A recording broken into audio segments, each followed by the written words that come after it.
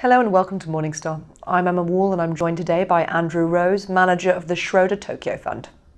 Hello, Andrew. Good afternoon. So since we last spoke, Japan has introduced negative rates. What's been the impact of this? In the short term, it's been a bit counterintuitive.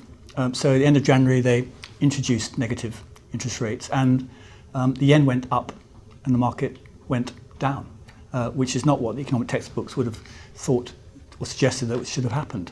I think why that happened, I think partly because when they introduced negative rates at a time of global uncertainty, so the yen attracted safe haven flows. It was also at a time when the market was sort of recalibrating its ideas on how rapidly the Fed was going to ease. So the external environment, I think, was the main cause for that rather counterintuitive move. I think in future, if we'd seen additional negativity, I don't think it would be right to assume the yen strengthens. If anything, probably the yen would weaken in the future. I'm talking about the currency. How much does the currency impact the returns that investors are trying to have from the stock market? And is it something that we should be concerned about as an entry point for now? Well, in a very direct sense, whether the yen goes up or down versus sterling does, in a translation sense, affect returns on the Tokyo Fund. But I suppose what you're getting at is to what extent does movements in the yen actually cause the market to go up or down. And I do think at the moment, with the yen having risen quite sharply in 2016, I would like to see at least it stabilise.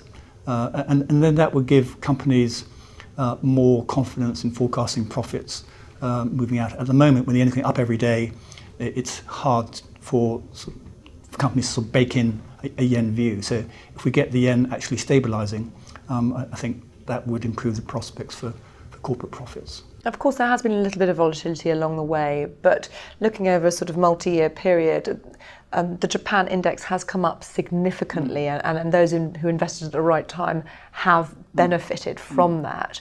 If you're looking now, though, as an entry point, where are you seeing the opportunities with that rally in mind? Yeah, I mean, the market has had a sharp move, and I would say quite a lot of volatility.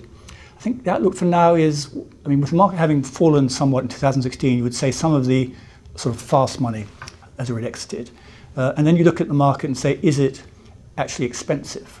And assuming profits hold up reasonably well, and I accept that the profits picture is a bit muted because of the currency, but if profits hold up reasonably well, the valuation is reasonable, I would say, in a PE and a PBR sense, and I can find stocks that I want to buy. So I don't see it as being a bad point to be entering now, even though from its absolute low pre-Abenomics it's risen, but I'm old enough to remember it when it was 40,000 on Nikkei. It's only 16,000 today. So. Andrew, thank you very much. Thank you. This is Emma Wall for Morningstar. Thank you for watching.